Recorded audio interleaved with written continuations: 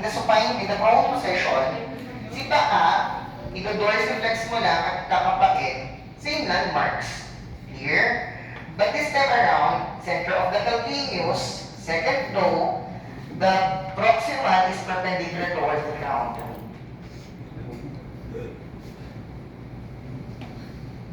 Kung gusto tayo yung sukat niya kanina, it's the same, 7. Mahirap yung doon yung nakaupo.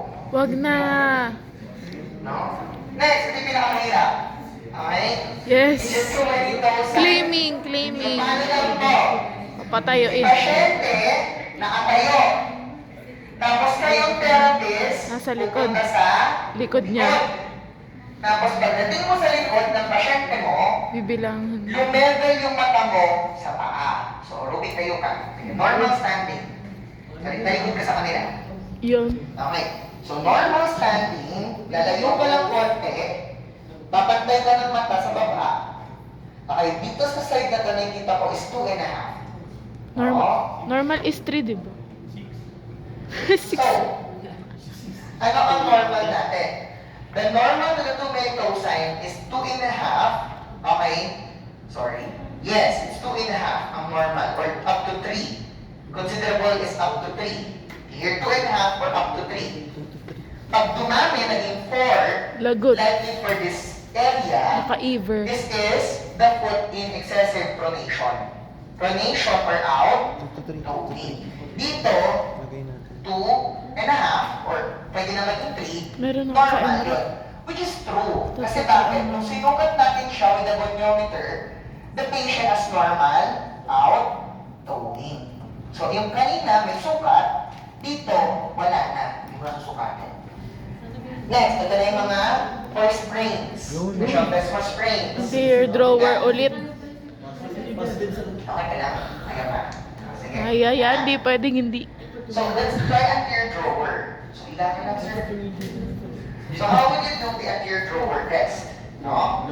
So when ito naka-flex to relax the patient, okay? Ay, sorry, ito naka-flex. Ito pala extended leg test natin. Naka-flex. Okay? Now, naalala niyo dati, anterior drawer test of the knee ay dito haatakin. Tama? Yes. The anterior drawer test of the ankle, pwedeng itong posisyon na to, one hand stabilizes the forefoot. Dinadaganan mo. The other hand, this top hand, nandito, okay, will try to push the foot backward. Sino? Push ko to, palikod. So, paano yung naging anterior drawer? Tatandaan niyo, kapag anterior drawer, hinahatak mo yung paa, paharap. Pag ito, hinawakan ko, at ito yung pinupush ko, Haharap siya. nagmumukha na rin yung iyong paa, humaharap. Clear? This is the test for closed kinematic chain. Sarado. Ginagalaw mo yung proximal, yung distal, Lante. fixed. Pero kung gusto ko is open kinematic chain test. Sir, sagad tayo dito, labas mo na yung paa mo. Dangle. Okay? Hindi open kinematic chain test nito, ang gagawin natin is, kung na ako magtawid, ang gagawin natin is one hand stabilizes the proximal ankle, the other hand grasps the foot, and then pulls. This is your classic anterior drawer test kung saan yung alam nyo, hinahatak yung paa, paharap. Clear? Kapag nag-pain dito, your patient has a sprain, a lateral ankle sprain. Ang sira, sino? Si anterior talofibular ligament. Pero sir, paano yun? Hindi na masakit. Pero kasi ang tagal na yan na sprain. No? Paano pa po ibang signs na ang pasyente may sprain? Kapag nagkaroon ng dimple or sulcus, no? Ibig sabihin, nung hinatak ko to, naramdaman kong masyadong humaharap, there is anterior translation, napababa ko paharap, or may napapas na kong lumulubog dito. Here. So, laxity. Okay? Ibig sabihin, medyo may history na itong nasira noon. Here, at di na siya ganun ka-stable. Here. Kabila. So, ganon. Next. You have your cotton test. Ano dito cotton? Sabi natin nung last time sa Mrat. Cotton, kasama si Klager, kasama si squeeze, are all special tests to assess for syndesmotic, sprains, or high ankle Sprain. sprain. So, paano si cotton test? Hawakan mo yung foot, distal, you hold, okay, the heel, okay, ng ganito. Tapos ang gagawin ko is I'm gonna push the foot laterally. So, in this position, pupush ko siya laterally. Clear? So, pinupush ko ng ganon. Okay, body mechanics ninyo ha. You level your body, tapos ipupush ka ng pag-ganon. Huwag kayo nakaganito, sasaktan likod ninyo. No? Next. Next, it's your Klager, or the external rotation stress test. So, paano naman ito? Hawak mo dito, okay, sa lower leg or sa ankle area, above the ankle. Yung isang hand mo, nandito ulit, but this time around, instead of pushing it outward, you're going to do external rotation. Iniikot mo siya palabas. Clear? Guys, iba po yung pushing sa eversion. Mali yun, ha? Mali kapag ang ginawa mo, evert. In the cotton, you push. Clear?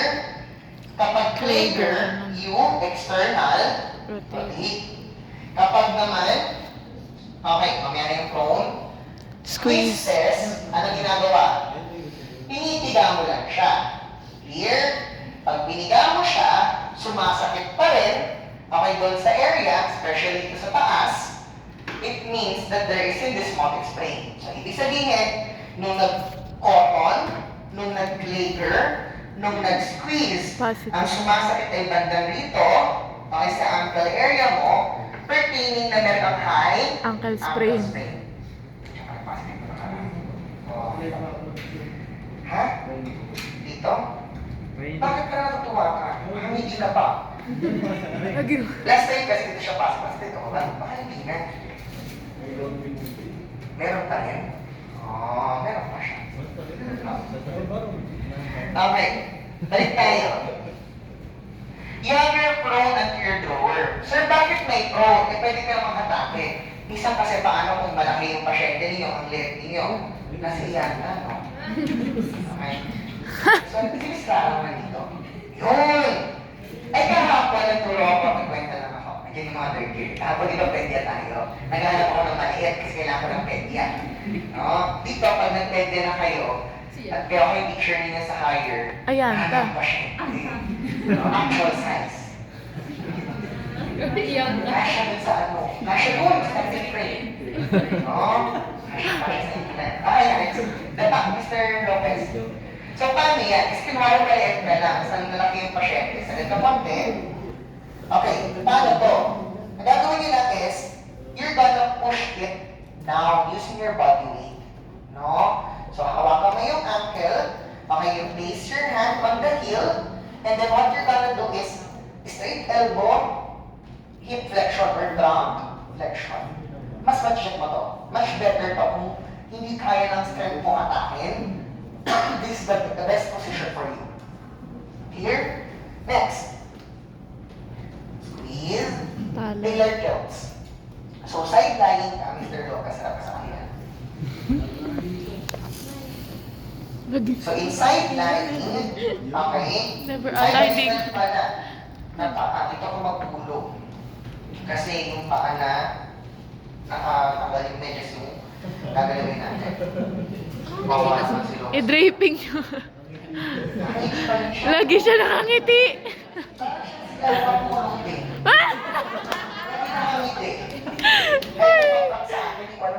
Kahit... So, relax ka lang. Josh! Ang gagawin natin is, okay, relax. Oh, ang gagawin nyo lang is tailor tilt, you hold the knee loose. Here. And then you, kapag tilt, when you tilt it towards eversion, okay? So, hawak ko to, titilt ko siya towards eversion, I'm assessing, okay, the ligaments at the medial side. In short, kapag tinitest ko siya ng paganito, I'm testing the deltoid Deltoid ligaments. ligaments. Testing for eversion sprain. But kung ito naman hawak ko yung talus at pinupush ko siya inward, I'm testing the lateral collateral ligaments. In short, this special test is the only special test that can assess deltoid ligaments. Kasi bakit? Si anterior drawer, ang kaya na niya i-assess is the anterior talofibular ligament, which is what part of the collateral? Lateral. No? O yun yung malimit din sa ating ligaments. Resment. So, talar tilt, palabas, deltoid, paloob, lateral collateral. Minsan, pinoposition pa yung paa. Kung gusto mo i-check si talocalcaneal ligament, no? Tama ba? Calcaneofibular, sorry, ng lateral collateral, i-position mo daw yung paa in dorsiflexion, and then you perform the test in, tawag ito paloob, inversion na tilt. Ang hirap lang kasi, kailangan ma-position mo. Ang hirap dito sa kanya, tight yung gastrocs, kaya napa-plantar flex niya. Kasi kung na-plantar flex ang foot at ini-invert mo, ang na-assess mo dito talaga si anterior talofibular ligament. Nakukuha? Depende sa posisyon ng paa. Kung naka-plantar flex and then you invert, you check for the anterior. Dorsiflex or neutral, and then you invert, you're checking the calcaneofibular ligament. Here, but when you do eversion, you're checking the deltoid ligaments. Okay, next tayo.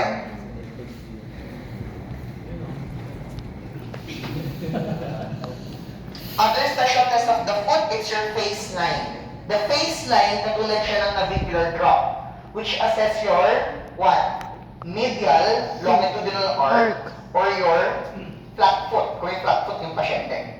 This time, kung kanina, kaya hindi ko binubrasin na yung sinulat natin kay aerobic na navicular, kasi gagawa tayong dalawang tultok. Ano yung dalawang tultok?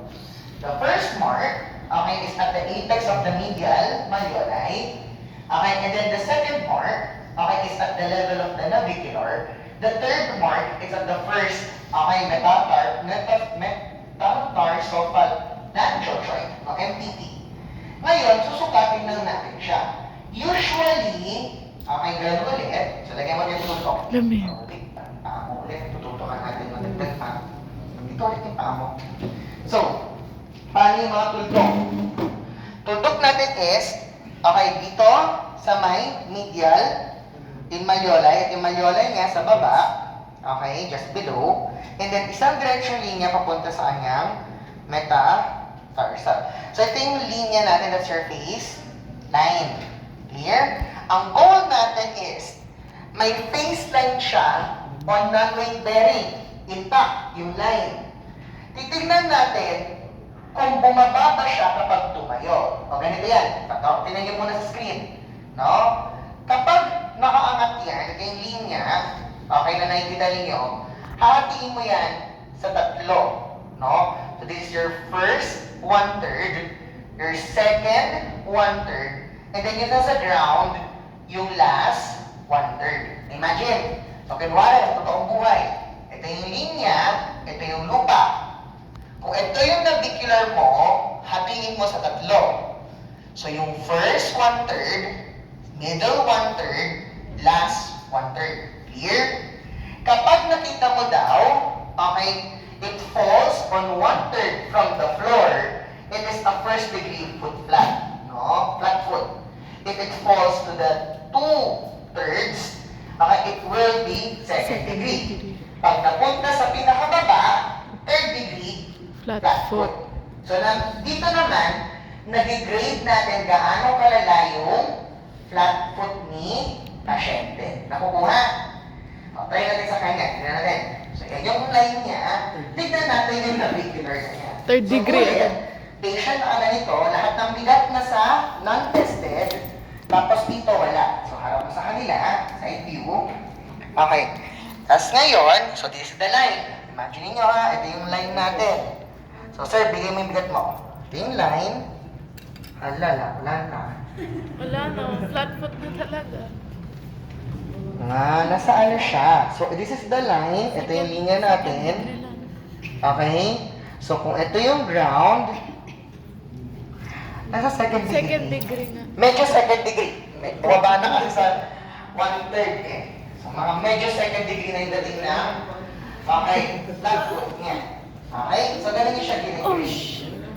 Next. sorry. Next is your Hoffa's test. The Hoffa's test will check for calcaneal fracture. So, paano yung yun? Pagkapa po na nakalabas ang paa.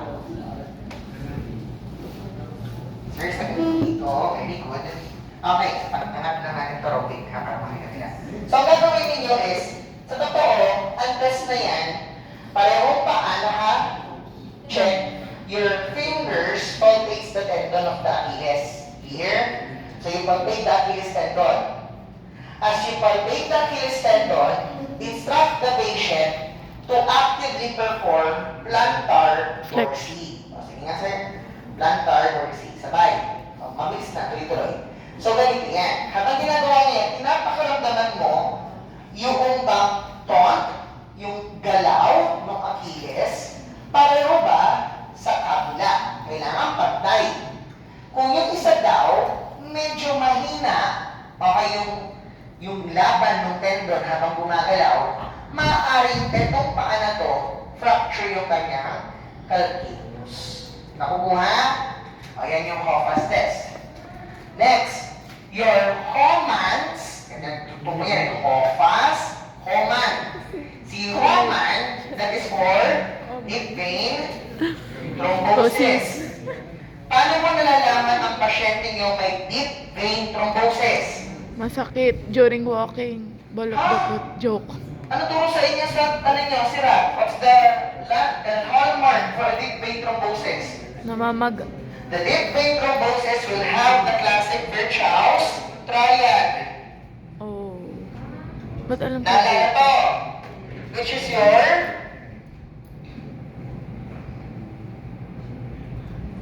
Hyper.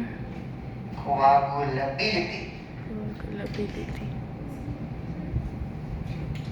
Internal wall damage. Venous stasis. Tama ako?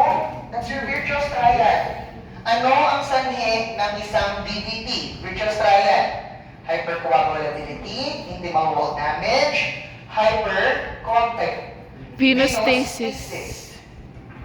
Alam. What is the indicator for a DVT? It has history of prolonged immobilization. What's the cardinal signs of DVT? Swelling, pain, ano siya palor? Warm impalpation. Kasi Venus. Okay? So, yan yung mga hallmarks ng isang pasyenteng nagsususpecha kayo ng DVT. Hindi ko na papaliwanag yung pathophysiology niyan. Ha? Dapat alam nyo na yan. Okay? Kasi bakit? Tapos na yung bra. Kasi kapag yan ang nakita mo sa pasyente, matagal siya na ospital, hindi nagalaw sa ospital, nung tinignan mo na as a physical therapist, namamaga yung area, nung pinalpaint mo, mainit. Tapos nagsasabi siya medyo masakit-sakit daw yung bigti niya. Ibig sabihin noon, deep vein thrombosis, yung mga veins located inside the leg. Yung malalalim na mga veins, ano nangyayari? Namumuo yung dugo. May bara ang ugat. Kapag yan, ginalaw mo, yung ugat, ay yung bara, dahil vein, yung bara, babalik sa puso. Embolus And when it returns to the heart, it will become called as an embolism. Eh di ba, pagbalik sa puso, pupunta sa right side. Heart Pagpunta failure. sa right side, pupunta sa lungs. The patient will suffer pulmonary embolism. Yung pasyente mong DVT lang, nag-evolve ng pulmonary embo. Yung dating pasyenteng DVT, ang pasyente mo na pulmo case. Hirap na huminga. Okay, kasi bakit? Nabarhan yung baga niya ng dugo. clot, no, ng thrombus. Clear? Kaya sinabi na ng libro, no, sinabi ni Goodman, Never perform OMANs. Isa ka tinuturo, ate ka talaga. Kasi lumalabas na board exams, no? One special test is done para ma-check mo yung HOMANs test, o yung DBT. It's your HOMANs. Luma na kasi itong special test na to. But if you read, okay, the differential diagnosis book by Goodman, pag i-discuss na yung mga pathology at paano nyo i-check ang mga pasyente ninyo, nilagay doon, never do the HOMANs test. Kasi daw, kapag nag-history taking ka, check mo naman yung area, ano yung sabihin nun? Mayroon na siyang DBT, huwag mo nang galawin. Clear? Kasi it's a contraindication to exercises and assessment. Huwag mong hawakan. Kasi bakit? Ang pasyenteng may DBT, kailangan munang lusawin yung clot. Papainilin mo na yan, i-medicate mo na yan ng mga heparins. Anti-coagulants. No? Anti-coagulants. Para sa ganon, kapag okay na, doon na mag-exercise, doon na kayo mag-assess. Kaya ano turo sa inyo? What's the preventive measures for DBT? Ankle pumps. It's your active or passive ankle pumps? Active. The best is active ankle pumps. Here, kung paano gagawin ito? Kasi syempre, ating yung libro, pinapagawa pa rin sa atin. So, paano ito? Dalawang option. It's either you squeeze the calves, no? Sasakit. Or, bigla mo siyang i-dorsiflex. Di ba, adik paano kung may thrombus? Ini-squeeze mo, baka biglang gumalaw. Or dinorsiflex mo, biglang gumalaw. Clear? Kaya, hindi natin ginagawa na to. No? Next. Next, it's your matless test. So, what is the matless?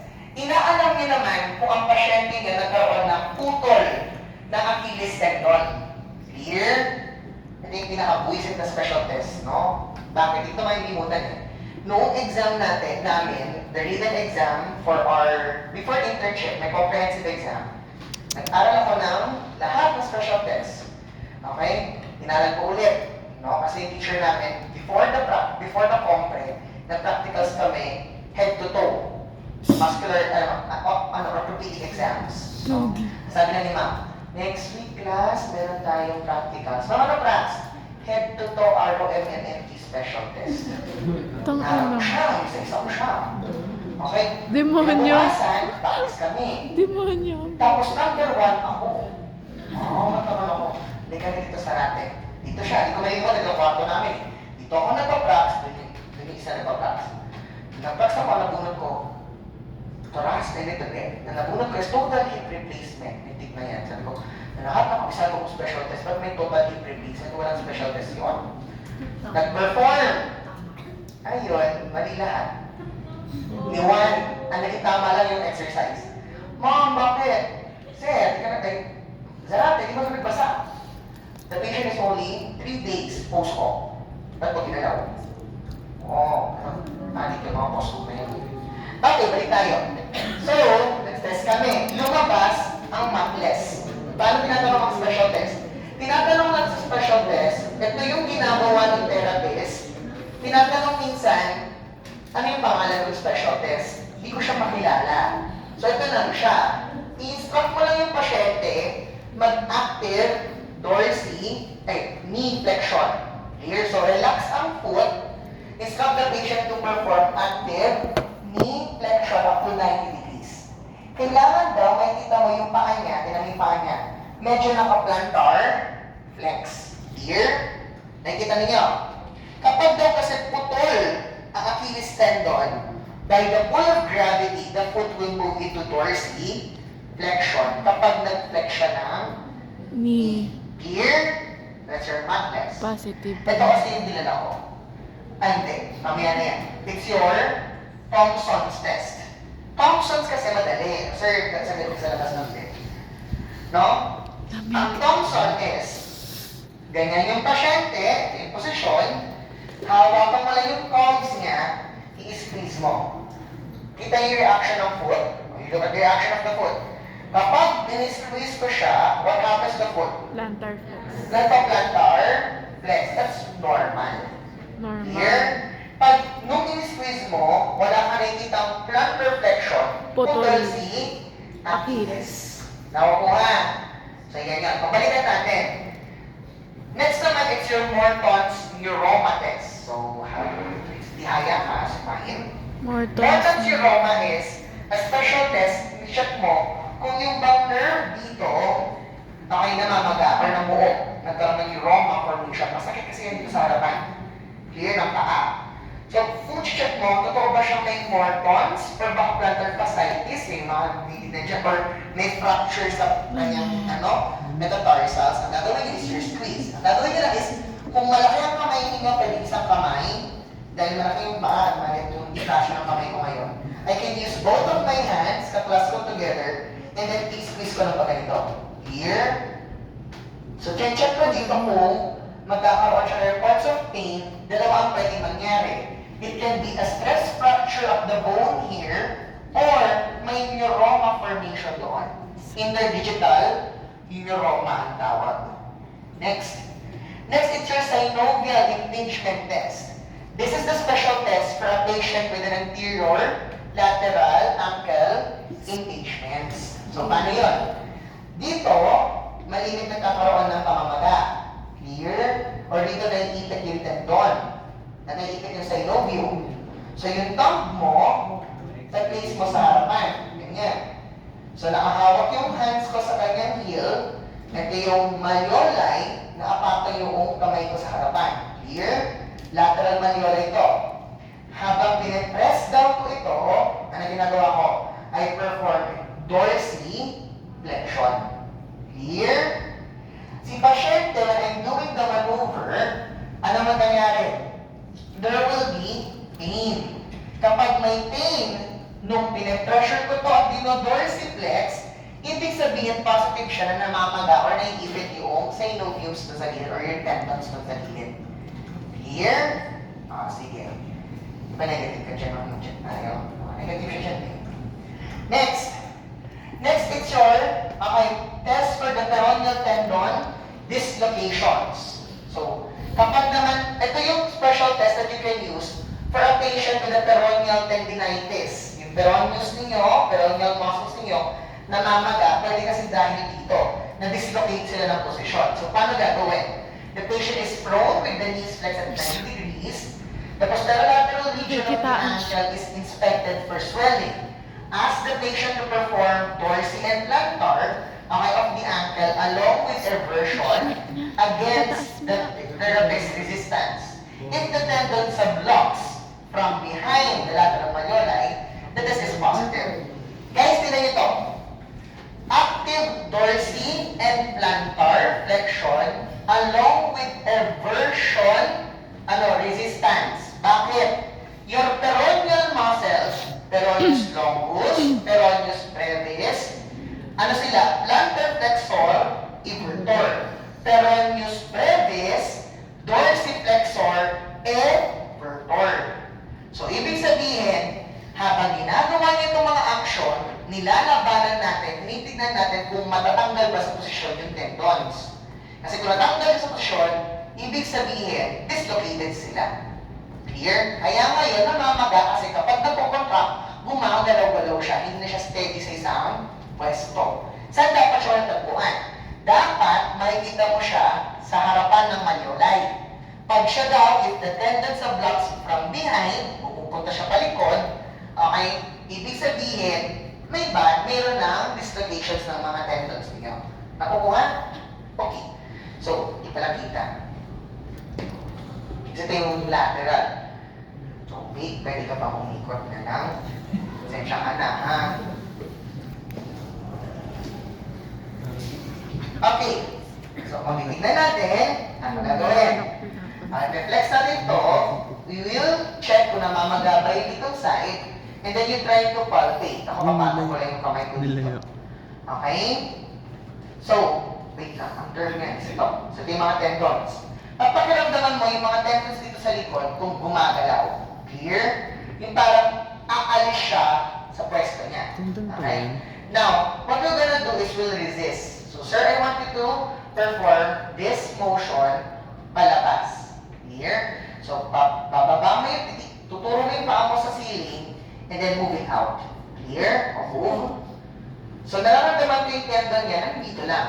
Here, kapag yan gumagalaw palikod, ibig sabihin, ang pasyente may dislocated tendons. Here, so pwede yung ulitin. Pwede naman din.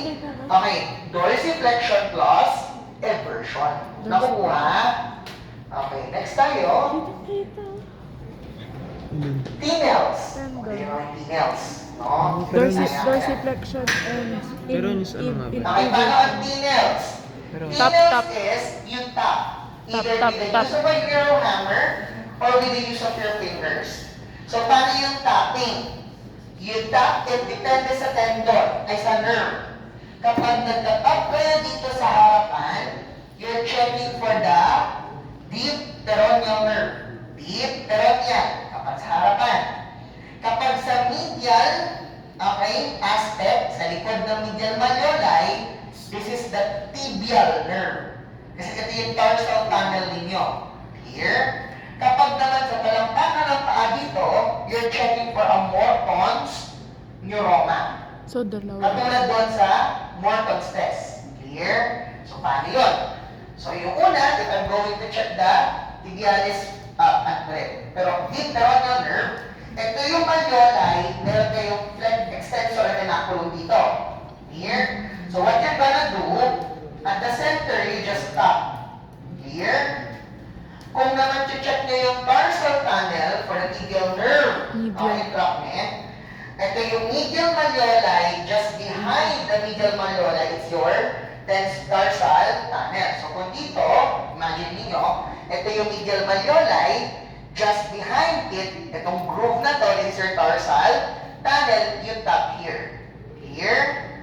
Kapag naman po, Morton's neuroma, the most common location of a Morton's neuroma Sa fourth. is between the third and the fourth. Here. So, doon kayo magtatap between the third and the fourth. Doon kayo magtatap sa kanya. Lalakasan niya lang. Anong positive? Or gamit na lang kayong neurohammer. Kung hindi kayo Tingiling. malakas magtap. Tingiling ng Here. paresthesia. Next, another special test that will check your dorsal tunnel syndrome is your triple compression test. Tatandaan niyo, ang tarsal tunnel syndrome, yan yung counterpart ni carpal tunnel syndrome sa upper X. Clear?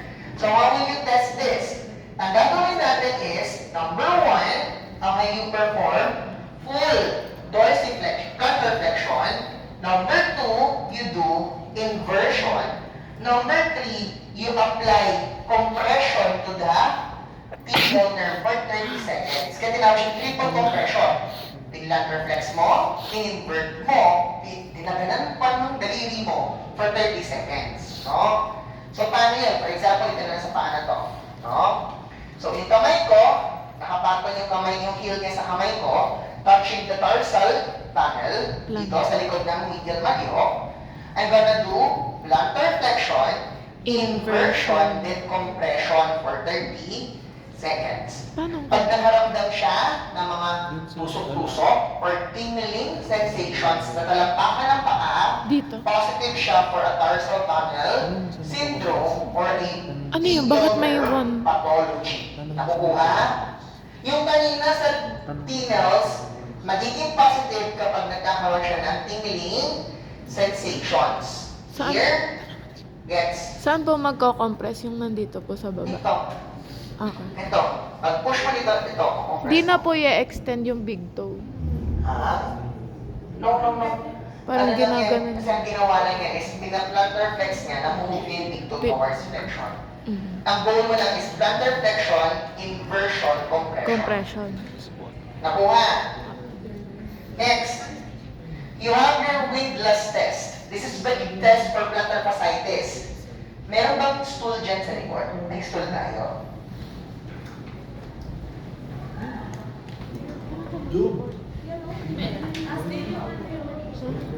Yan, tayo mo na isa. So this is the test for plantar fasciitis. No? So paano yung malalaman may plantar fasciitis yung pasyente? So gagawin niya muna is, tatayo ka dito, Roby. Tatayo siya na yung padaliri ng paa nakalawit. Clear? Sa inyong stool. Okay? Ayun nga na, mauntog siya. Harap tayo konti. Okay, so isang pa, yan. Okay, ngayon, ang gagawin lang natin is, we'll try to perform big toe hyper extension. May masakit? Wala. Ngayon, kapag masakit sa talampakan ng paa, plantar fasciitis yun. Clear? Now, kapag naman po, no in-extend mo, hindi mo madiretso yung paa or hindi mo maganito, ma-hyperextend. Hanggang dito lang, ibig sabihin may hallux rigidus. Rigid yung big toe. Clear? Next, no? Kapag gusto mo malaman, sige Robin, bigay mo yung bigat mo dito. Okay. Hindi masakit. Okay. Tingnan nyo to, huwag mo masyadong dagan ng bigat. Normal lang na bigat. Now, ang gagawin natin is, meron siyang flat foot, di ba? Tignan natin kung nako-correct siya. Kapag itong big toe, tingnan niyo yung flat foot niya, inangat natin, umaangat ba yung arc? Okay, good. So kung umaangat yung arc, ibig sabihin, the flat foot deformity niya, flexible. Ibig sabihin, it can be treated with exercises. Clear? So that special test, kung saan, okay, yung paa niya nasa lupa, inaangat mo yung big toe, at umaangat yung arc niya, we call it as your Hofstra test or your Jack's test. Hofstra maneuver or your Jack's test. Clear? Yes. Okay. So, end muna tayo with ankle. We'll have a break.